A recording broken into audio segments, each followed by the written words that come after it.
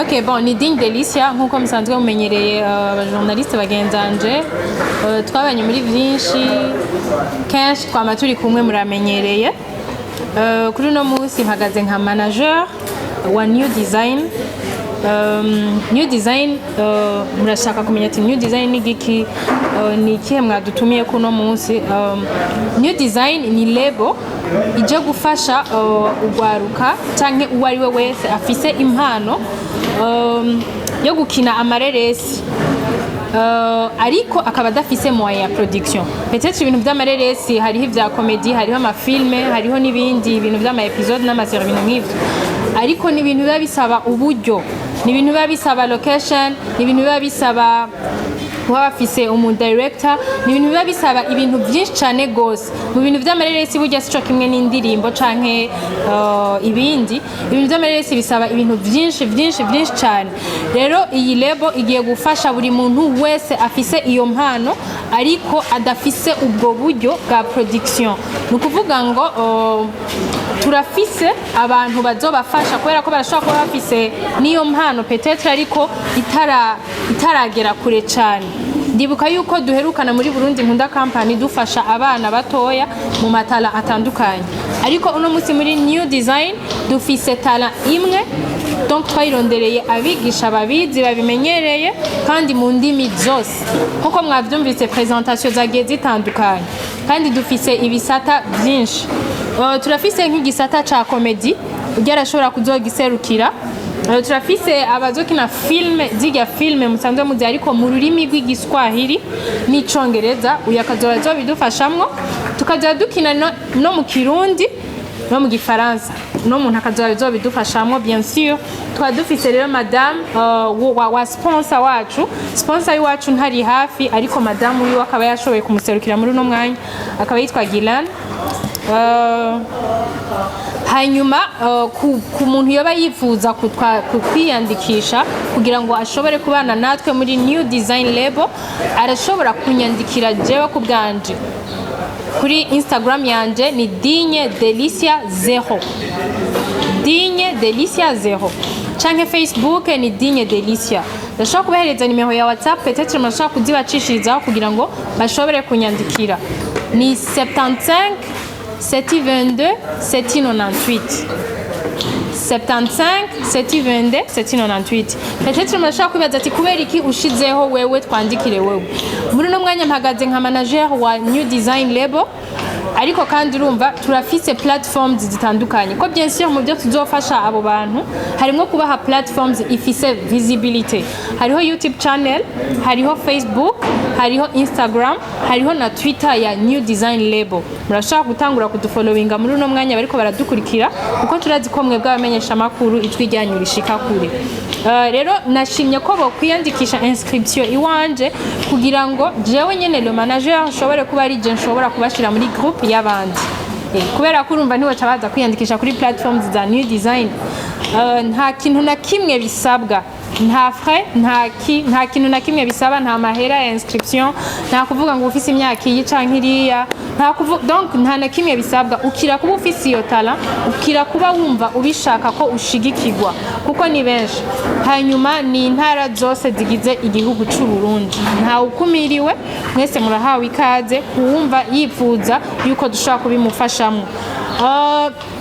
Hariho ibintu biba bigoye mu bintu vy'amafilme canke comedy, peut-être ibintu novuga collabo, bakabifuza gukinana n'abandi bakinyi b'amareresi bo mu yandi ma group canke bo mu bindi bihugu, navyo nyene New Design izobibafashamwo. Hanyuma ntibagiye kuri platforms ziwacu cane cane YouTube channel, murashaka kuzosanga ko indirimbo za Wiz Design za kera, murashaka guca mwibaza ati byo vyagenze gute. Murafise n'abaririmbyi, eka ni label yatanguye kurera Wiz Design kuva agitangura kariyeri y'umuziki, ariko bitavuze ko n'ubu unye twamukumiriye, nuko umwana akura agasohoka, peut-être arashobora kuzogaruka canke akabandanya ubundi buzima bwiwe, ariko muri no mwanya dufise igisata ca film na comedy. Mu bisanzwe hanini nivyo onye. Murashaka kugira ibibazo, murashaka gutangura mu kubaza. Murakoze cyane. Nyuma y'ibibazo sinzi ko hari umuco kanaka hariya kuri panel reka ndabashimiye gushinga umwazanye kuko kubateza imbere impano z'uburundi igihe cyiza cyane gushika twese muri rusange turifuza niba bose bari ngaha twese turi ngaha izo gihugu cyacu gishikaho right so icya kabiri nacyo bisi ikibazo cyangwa cyangwa kwashimira icya kabiri ni kwabanza kino no gusigamira yibona umengo yari fisi umuntu yitwa kama James Morgan mu video ngaha nubwo bari ntawenzi ari Jahaji ari ndani ni design man okay nagia kwa waze na naende ko muyiti nashida munzi ni sura wenzi ibico cyo kwamchana ngwatsi cyo cya kabiri merci rero benshi baza kukinuma ariko ndazi ko kiza gutera problème bien sûr muyizi kwa Morgan kuko mu muzi Morgan nk'umuntu yahoze akorana na Wiz Design. Morgan ari muri New Design Label nico gituma mubona hagaze hajya na kamera itovye bien sûr que oui mudushimire voilà irimwo Morgan nk'umu director ni gwiwe ni gwanje ni gwacu twebwe tuyirimwo murabitahura nukuvuga iyo turi muri label ni gwanje jewe manager ariko jewe ntaho mfise noshika aba badahari Morgan adahari two kuri kamera ariko mwe tugiye kumenya ubunyene umutungo z'imyaka ibiri hetse mugiye kutumenya ku gisata ca film ariko ntimwari mutuzi ico twari tumaze mu gihe Wiz Design yarakiri nk'umuririmbi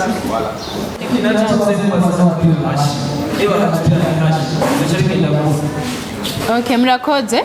Reka mpere kuca nyuma. Umwe wese arafise ahageza kuba afise self confidence. Si question yuko hazosha canke atazosha.